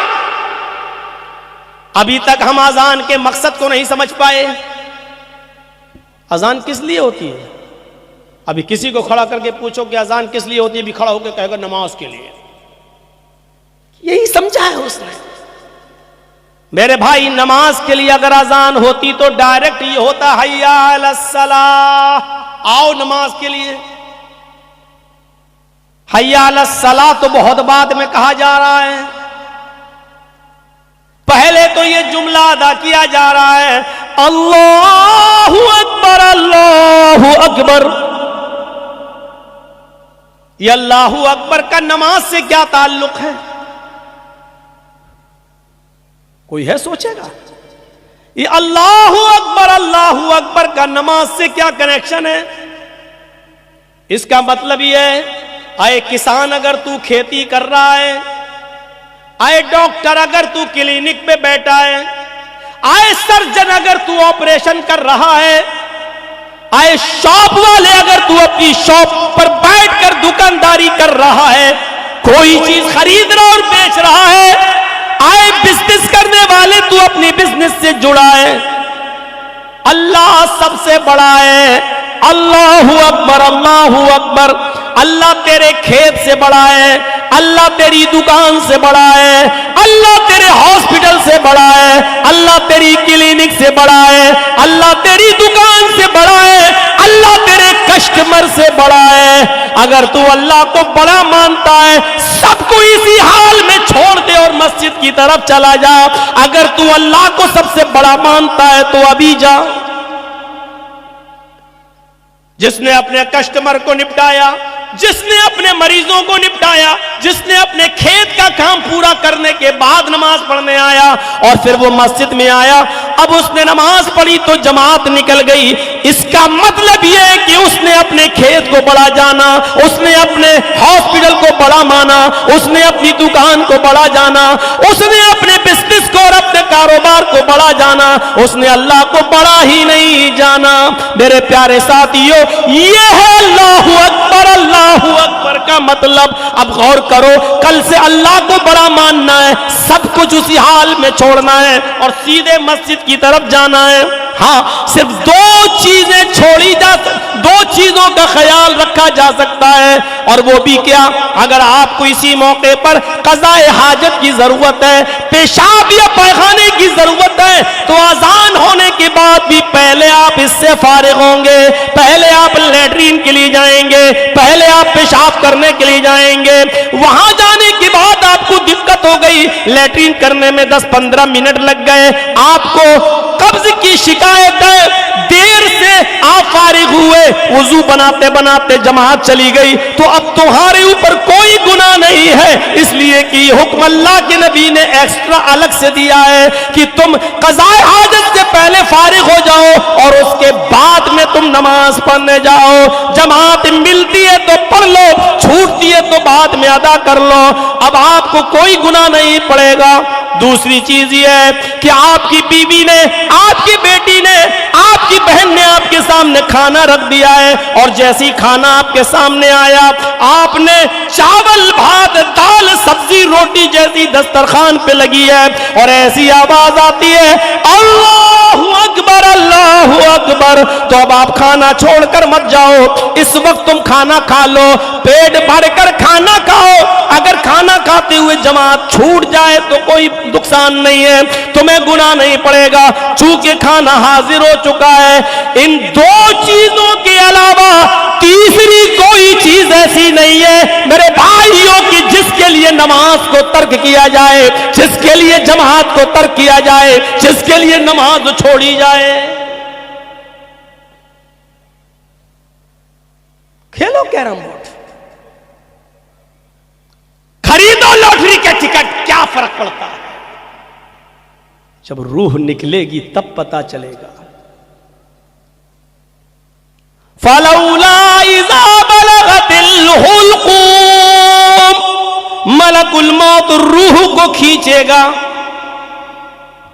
पैरों से निकालेगा, तलवे से खींचेगा, नीचे से खींचते खींचते एड़ी तक रूह आएगी, फिर खींचेगा पिंडली तक रूह आएगी, फिर खींचेगा घुटने तक रूह आएगी, फिर खींचेगा रान तक रूह आएगी, खींचते खींचते कमर तक ये रूह आएगी, फिर खींचेगा सीने तक रूह आएगी, खींचते खींचते हलक तक रूह आ जाएगी। और यही वो दर्दनाक मंजर है, फलौला इज़ा बलगतिल हुल्कूम, जब ये रूह पैरों से निकलते निकलते मलकुल मौत खींचते खींचते तेरे हलक तक आ जाएगा, तेरे नरखरे तक आ जाएगा, तेरी गर्दन तक, तेरे हलक तक आ जाएगा। आंखें टन जाएंगी, खुली रह जाएंगी, मलकुल मौत को अपनी आंखों से देखोगे, मलकुल मौत के पास खड़े फरिश्ते अजाब के या रहमत के अपने सामने देखोगे। व अंतुम हीनइज़िन तनजुरून, इस रूह को निकलते हुए तुम अपनी आंखों से देख रहे होगे। ये रूह जब निकलती है तो बंदा अपने आंखों से देख लेता है, मलकुल मौत को देख लेता है, और ये भी देख लेता है कि उसके पास कौन सा फरिश्ता खड़ा है। मेरी रूह को अच्छे फरिश्ते, रहमत के फरिश्ते ले जाएंगे या अजाब के फरिश्ते ले जाएंगे। वो देख लेता है कि जन्नत का खुशबूदार लिबास लेकर आए हैं या जहन्नम का बदबूदार टाट लेकर आए हैं, वो देख लेता है। मैंने जिंदगी में सिर्फ एक ही मौत देखी है करीब से, और वो भी अपने फादर की, अपने अब्बू की, हॉस्पिटल के मौके पर। आखिरी वक्त में वहीं था, वाई पाइप पर थे, सांस चल रही थी, आंखें बिल्कुल वही मंजर खींच रही थी जो कुरान ने बयान किया है। एक आलिम के लिए उस वक्त कुरान को समझना बड़ा आसान होता है। एक जाहिल आदमी क्या जाने, आंखें टन रही तो क्यों, वो तो जाने खुल गई, नहीं खुलती क्यों है, ऐसे देखता क्यों है, आंखें ऐसे क्यों होती हैं, फटी की फटी कैसे रह जाती हैं, इसलिए कि वो रूह को निकलते हुए अपनी आंखों से देखता है। ये मंजर सबके साथ होना है, रास्ता ही यही है, गुजरना ही यहीं से है, दो रास्ते हैं ही नहीं, हमें जाना ही इसी रास्ते से है। ये अलग बात है, कोई 2 दिन पहले गुजर जाता है, कोई 2 दिन बाद में गुजर जाता है। देखिए क्या उम्मीद थी, अलीपुर में जलसा था, आगे आगे रहते थे आप ही के शेरशाही मदरसे के जिम्मेदार अब्दुल कादिर साहब। मौलाना साहब मेरे घर चलिए, हमारे बच्चे भी आपसे मिलना चाहते हैं। जबरदस्ती बेचारे हाथ पकड़ के अपने घर ले गए, चाय पिलाए। दूसरे दिन जब जलसा खत्म हुआ, अपने हाथ से बेचारों ने नजराना दिया, तोहफा दिया, पकड़ाया, हंसते हैं, खिलखिलाते हैं। दुआ कीजिएगा मौलाना, शेरशाही में भी रहूंगा इंशाअल्लाह, आप इंशाअल्लाह हम आपको लेके चलेंगे। शेरशाही के जलसे की बात उन्होंने वहां हमसे कही है, मुस्तफा साहब के घर पर बैठकर, कि हम आपको लेके चलेंगे, कोई तकलीफ नहीं होगी, हमारे साथ चलिएगा। उम्मीद थी कि अलीपुर के जलसे के बाद शेरशाही का जलसा वो नहीं देख पाएंगे। चले गए इस दुनिया से, अल्लाह रब्बुल आलमीन उनकी कब्र को नूर से भर दे, अल्लाह उनको ग़रीक़े रहमत फरमाए, अल्लाह उनकी बख्शिश फरमाए। अल्लाहुम्मा ग़फ़िर लहू वरहमहू वआफ़िही वअफ़ु अन्हु वअकरिम नुज़ुलहू ववस्सिअ मुदख़लहू वग़सिलहू बिलमाई वस्सल्जि वलबरद। मेरे प्यारे साथियों, दुआएं करना चाहिए उस बुजुर्ग के लिए। मैं बताना ये चाहता हूं कि कौन जानता है क्या लिखा, तो वह अक़ीमिस्सलाह, नमाज कायम कीजिए, कयाम करना है, अपने अव्वल अपने वक्त पर पढ़ना है। नमाज अजान होते ही आपको मस्जिद की तैयारी करना है। अब आपको कैरम बोर्ड नहीं खेलना है, अब आपको India Pakistan, India Australia, India Bangladesh का मैच नहीं देखना है। सब 2 ओवर रह गए, इसको देख ले। जहां 2 ओवर देखने के चक्कर में आप रहे और जब तक आप मस्जिद में गए जमात खत्म, माफ कीजिएगा, ऐसा जमात को छोड़ना شریعت نے جائز نہیں بتایا ہے، اس لیے جماعت کا اہتمام کیا جائے اور اول وقت میں نماز پڑھی جائے۔ ان الصلاۃ کانت علی المؤمنین کتابا موقوتا، اور یہ یاد رکھیے گا نماز میں رخصتی تو ہے، نماز میں سہولت تو ہے، لیکن نماز معاف کسی حال میں نہیں ہے، یہ یاد رکھیے گا۔ اگر آپ کھڑے ہو کر پڑھنے کی طاقت نہیں رکھتے بیماری کی وجہ سے، تو آپ کو بیٹھ کر پڑھنے کی اجازت ہے۔ بیٹھ کے پڑھنے میں بھی دقت ہے تو لیٹ کے پڑھ لو، لیٹ کے پڑھنے میں بھی دقت ہے کروٹ سے پڑھ لو، کروٹ سے بھی دقت ہے تو ٹیک لگا کر صرف زبان ہلا ہلا کے پڑھ لو۔ اگر اس میں بھی دقت ہے وضو بنانے میں تو تیمم کر کے پڑھ لو میرے بھائیوں، اور تیمم کی بھی اجازت ہے۔ اگر نہیں کر پا رہے ہو، مٹی سے بھی نقصان ہے تو دل میں ہی وضو کی نیت کر لو، لیکن نماز اس حال میں بھی پڑھنا ہے۔ پیشاب کی تھیلی لٹکی ہوئی ہے، پیشاب آپ کو ہو رہا ہے، استنجا نہیں کر پا رہے ہیں، آپ کے نلی پڑی ہوئی ہے، اس حال میں بھی آپ کو نماز پڑھنا ہے، اس لیے کہ یہ آپ کی عذر ہے، یہ آپ کی مجبوری ہے۔ نماز کی حالت میں بھی اگر پیشاب نکل رہا ہے اس تھیلی میں تب بھی کوئی فرق نہیں پڑے گا، لیکن نماز تمہیں اس حال میں بھی پڑھنا ہے۔ بیٹھ کے پڑھو، ٹیک لگا کے پڑھو۔ او نوجوانوں ذرا سوچو، پیشاب کی نلی لگی ہے پھر بھی پڑھنا ہے، آپریشن ہو چکا ہے، ڈاکٹر نے لیٹرین کا راستہ بدل دیا ہے، کینسر ہو گیا ہے، لیٹرین کا راستہ بدل دیا ہے، یہاں تھیلی لٹکی ہوئی ہے، نماز کا ٹائم ہے، آپ ہوش و حواس میں ہو تب بھی نماز پڑھنا ہے۔ نماز کسی بھی حال میں معاف نہیں ہے۔ حضرت عمر کا پیٹ پھٹ چکا ہے، کھنجر لگا ہے، دودھ پیتے پیٹ سے نکل جاتا، شہد کھاتے پیٹ سے نکل جاتا، پانی پیتے پیڑ سے نکل جاتا۔ کسی نے کہا آپ کی فجر کی نماز ابھی ادا نہیں ہوئی، اسی وقت پانی منگایا، وضو کیا اور کھڑے ہو کے نماز پڑھی اور فرمایا لوگوں اگر کسی کا پیٹ پھٹ جائے، کھانا پیٹ سے نکلنے لگے، پانی پیٹ سے نکلنے لگے، دودھ بھی پیٹ سے نکلنے لگے، دوا کھا رہا ہے منہ سے پیٹ سے نکلنے لگے، لیکن ہوش ہے، اگر حواس ہے، عقل کام کر رہی ہے تو اس حال میں بھی اس کو نماز پڑھنا پڑے گی۔ اگر اس نے ہوش اور حواس کی حالت میں نماز چھوڑ دی تو لا حظ فی الاسلام لمن ترک الصلاۃ، اس آدمی کا اسلام کے اندر کوئی حصہ نہیں جو اس حال میں نماز چھوڑ دے۔ اس حال میں نماز معاف نہیں، پیٹ پھٹ جائے نماز معاف نہیں، پیٹ پھٹ جائے تو نماز کی رخصت نہیں، پیٹ پھٹ جائے تب بھی نماز پڑھنا ہے۔ تو ہٹے کھٹے تندرستی کی حالت میں نماز کیسے چھوڑی جا سکتی ہے؟ نماز قائم کرنا ہے، پڑھنا ہے۔ ان الصلاۃ تنہی عن الفحشاء والمنکر، نماز تیسری چیز، نماز انسان کو بے شرمی و بے حیائی سے، کھلی ہوئی اور چھپی ہوئی برائیوں سے روکتی ہے۔ اس پر زیادہ تبصرہ نہیں کروں گا، صرف اتنا کروں گا کہ کسی آدمی کو اگر یہ معلوم کرنا ہے کہ ہماری نمازیں قبول ہو رہی ہیں یا نہیں ہو رہی ہیں، ویسے تو اللہ ہی بہتر جانتا ہے کس کی عبادت قبول کس کی نہیں، لیکن کچھ چیزیں ہوتی ہیں جو بندوں کو بتائی گئی ہیں۔ بتایا گیا ہے کیا ہے نمازیوں، اپنی نماز پر غور کرو، تم نماز پڑھتے ہو برائیوں سے بچ رہے ہو یا نہیں؟ تمہاری نمازیں قبول ہو رہی یا نہیں، اس کا پتہ کیسے لگایا جا سکتا ہے؟ اس کا پتہ ایسے لگایا جا سکتا ہے اگر کوئی نماز پڑھنے کے بعد تقویٰ اختیار کرتا ہے، نماز پڑھنے کے بعد پرہیزگاری اس کے اندر آتی ہے، نماز پڑھنے کے بعد حلال و حرام کا خیال رکھتا ہے، نماز پڑھنے کے بعد سود اور بیاج سے بچا ہوا ہے، نماز پڑھنے کے بعد کسی کا حق نہیں مار رہا ہے، نماز پڑھنے کے بعد امانت داری اس کے اندر آئی ہوئی ہے اور وہ بالکل گناہوں سے بچا ہوا ہے، تو وہ سمجھ لے کہ اللہ کے ہاں ہماری نماز انشاءاللہ قبول ہو رہی ہوگی۔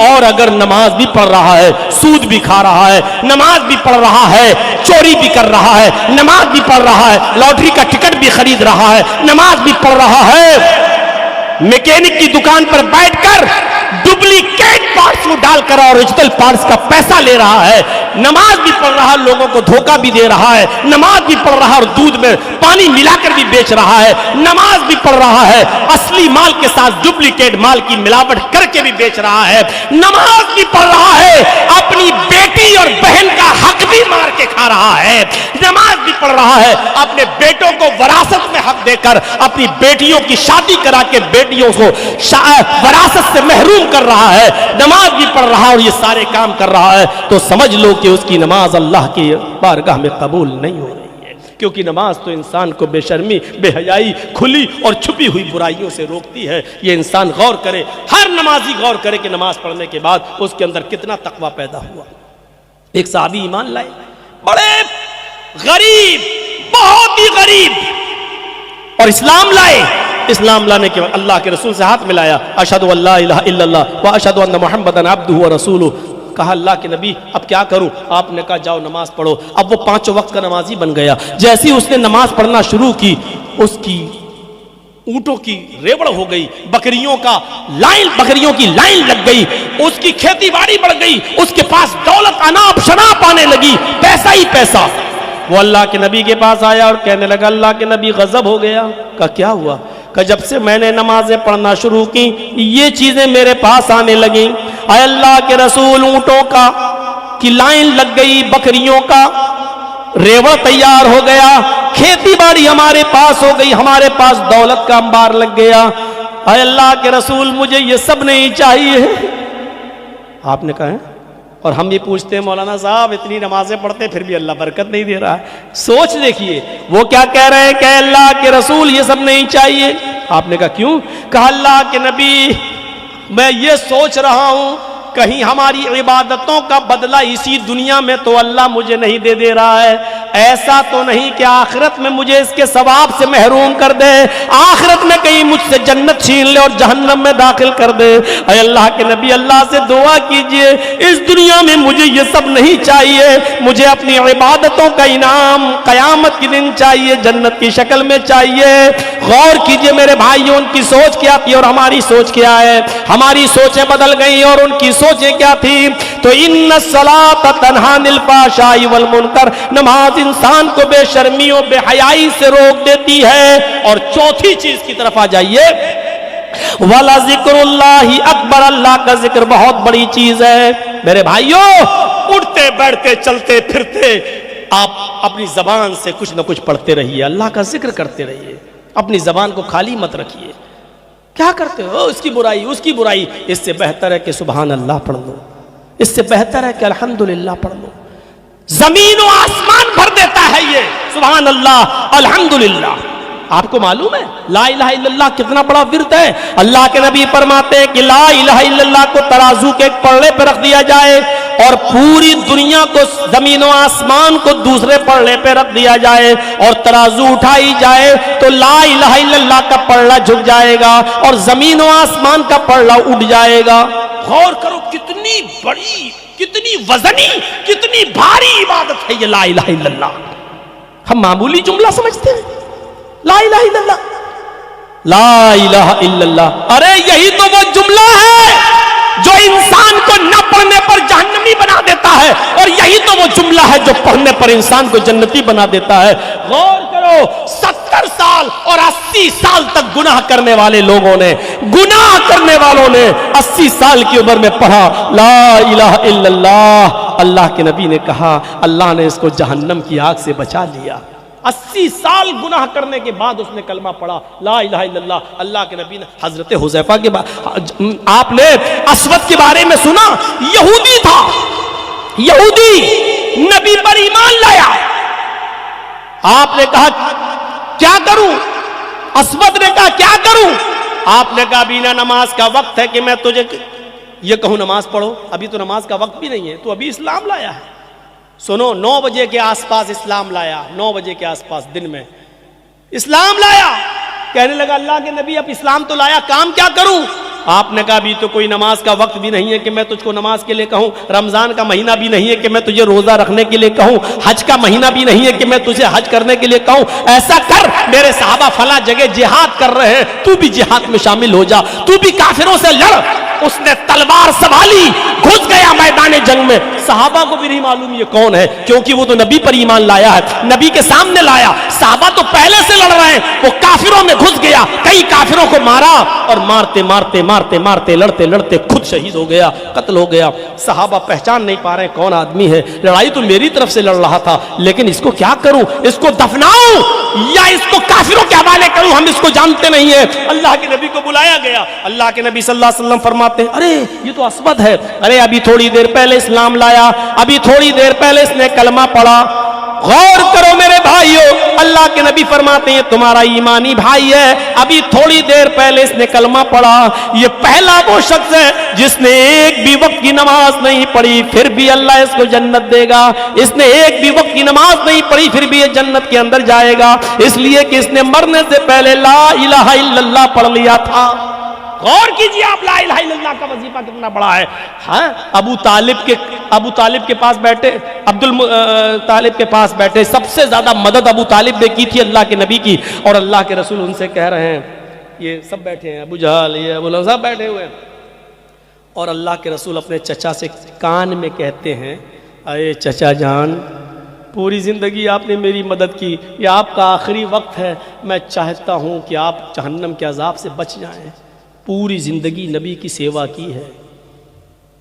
تو کہا کہ میں کیا کروں، اپنا کان بڑھا دیا اللہ کے رسول نے، اور چچا سے کہا ہے ابو طالب اے میرے چچا، سب کے سامنے مت پڑھیے، آپ کی بے عزتی ہو رہی ہے نا، آپ ان لوگوں کے ڈر رہے ہیں کہ یہ لوگ کیا کہیں گے، آپ صرف میرے کان میں کہہ دیجئے قل فی اذنی لا الہ الا اللہ، اے میرے چچا صرف میرے کان میں چپکے سے کہہ دیجئے اشہد ان لا الہ الا اللہ، کان میں کہہ دیجئے۔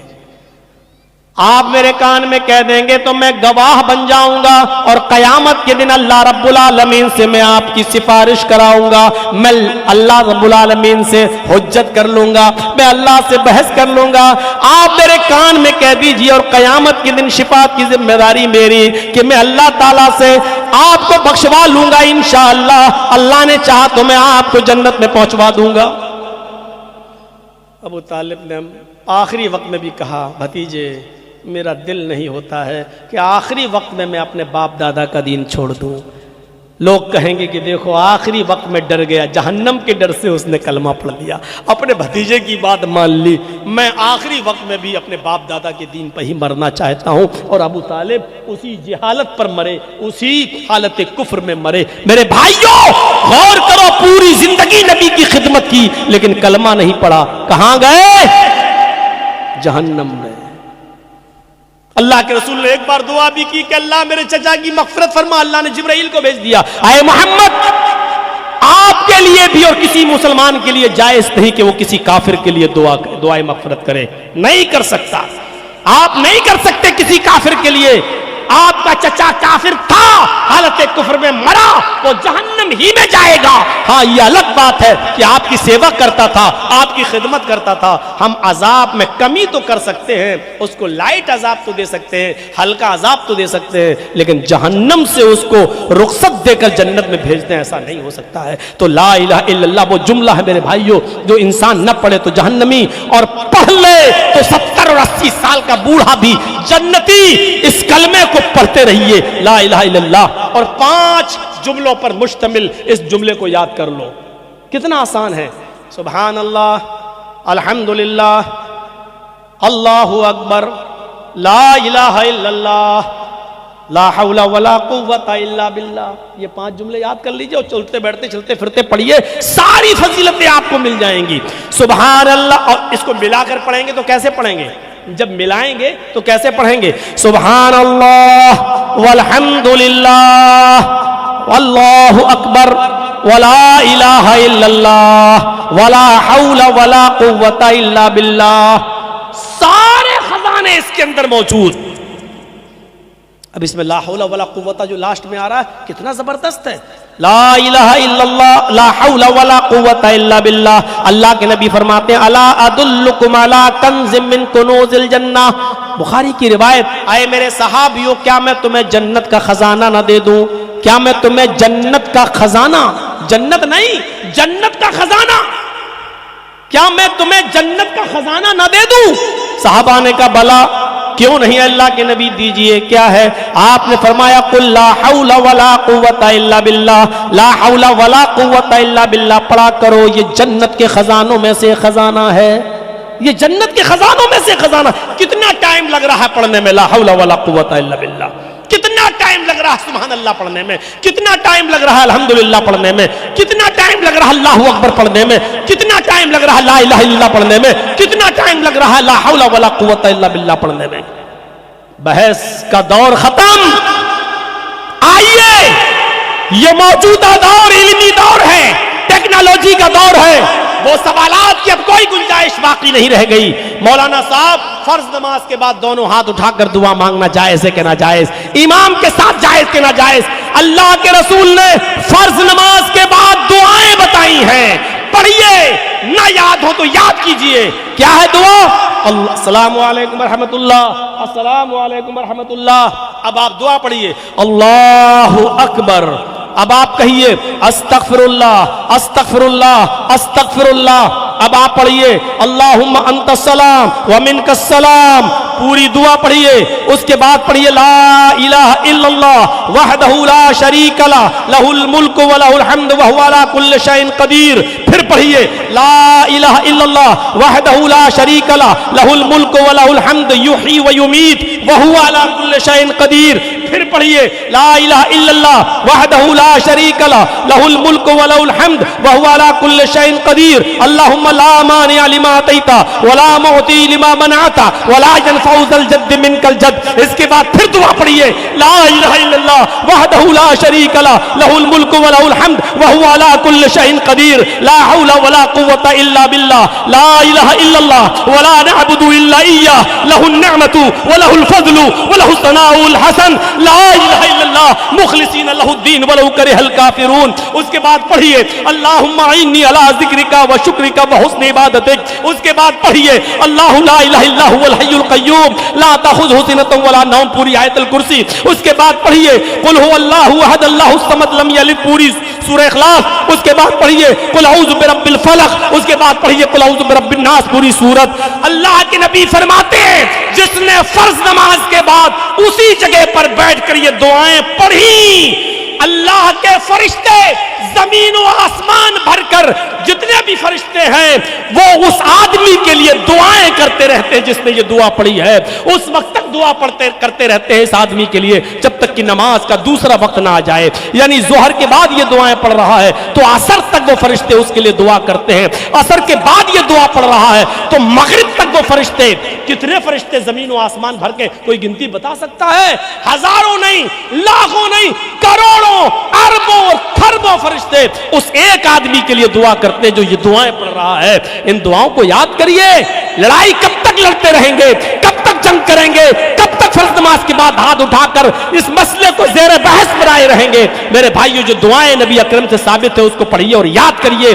یہ وظیفے بتائے ہیں اللہ کے نبی نے فرمایا من قرأ آیت الکرسی بعد صلاۃ المکتوبہ لم یمنعہ الا الموت، جو آدم من دخول الجنہ لم یمنعہ من دخول الجنہ الا الموت۔ اللہ کے نبی فرماتے جس نے فرض نماز کے بعد، ہر فرض نماز کے بعد آیت الکرسی پڑھ لی، ایک بار آیت الکرسی پڑھی، ایسے شخص کو جنت میں جانے سے صرف موت روک رہی ہے۔ لم یمنعہ من دخول الجنہ الا الموت، اس کو جنت میں جانے سے صرف موت روک رہی ہے۔ ان دعاؤں کو یاد کرو، ان وظیفوں کو یاد کرو تو ولا ذکر اللہ اکبر، اللہ کا ذکر بہت بڑی چیز ہے۔ اللہ کے ان اذکار کو یاد کرو، اٹھتے بیٹھتے چلتے پھرتے جاگتے سوتے آپ پڑھیے، بستر پہ لیٹنے جائیں تو پڑھیے اے سبحان اللہ الحمدللہ اللہ اکبر 33 بار سبحان اللہ پڑھیے، 33 بار الحمدللہ پڑھیے، 33 بار اللہ اکبر پڑھیے، اور آخر میں لا الہ الا اللہ وحدہ لا شریک لہ لہ الملک ولہ الحمد وہو علی کل شیء قدیر پڑھیے۔ حضرت فاطمہ آئی کہ اللہ کے رسول چکی چلاتے چلاتے ہاتھوں میں چھالے پڑ گئے، مشکیزہ پانی کا اٹھا اٹھا کر کمر میں درد ہو گیا، جو خادم جو غلام جنگ سے آئے ہیں آپ کے پاس، ان میں سے ایک خادم مجھے دے دو، ایک غلام مجھے دے دو، میرے گھر کا کام کرتا رہے گا۔ اللہ کے نبی نے فرمایا فاطمہ کیا میں تمہیں اس سے بھی بہتر چیز نہ دے دوں جو تمہاری تھکان کو مٹا دے؟ فرمایا کیا؟ فرمایا فاطمہ جب بستر پہ جایا کرو تو 33 بار سبحان اللہ، 33 بار الحمدللہ اور 34 بار اللہ اکبر پڑھ لیا کرو، یہ تمہارے لیے غلام سے زیادہ بہتر ہوگا۔ ان وظیفوں کو کون پڑھے گا؟ میرے بھائیوں اپنے بچوں کو بھی تربیت دیجئے، آپ بھی ان وظیفوں کو پڑھیے۔ یہ میری 4 چیزوں کی وضاحت پر مختصر سی تقریر، انشاءاللہ تفصیلی تقریر کل آپ کے سامنے ہوگی۔ 11:15 بج چکے ہیں، ہم اللہ سے دعا کرتے ہیں کہ الہ العالمین ہمیں قرآن کی تلاوت کرنے کی توفیق عطا فرما، اے اللہ ہمیں نماز کو قائم کرنے کی توفیق عطا فرما، اے اللہ نماز کے ذریعے ہمیں بے شرمی و بے حیائی کے کاموں سے بچنے کی توفیق عطا فرما، اور ہمیں ذکر و اذکار سے ہماری زبان کو تر رکھنے کی ہمیں توفیق عطا فرما۔ جب تک تو ہمیں زندہ رکھ، اسلام پہ زندہ رکھنا، اور جب ہمارا خاتمہ ہو تو ایمان پر خاتمہ فرمانا۔ وما علینا الا البلاغ المبین، وآخر دعوانا ان الحمد للہ رب العالمین۔ السلام علیکم ورحمۃ اللہ وبرکاتہ۔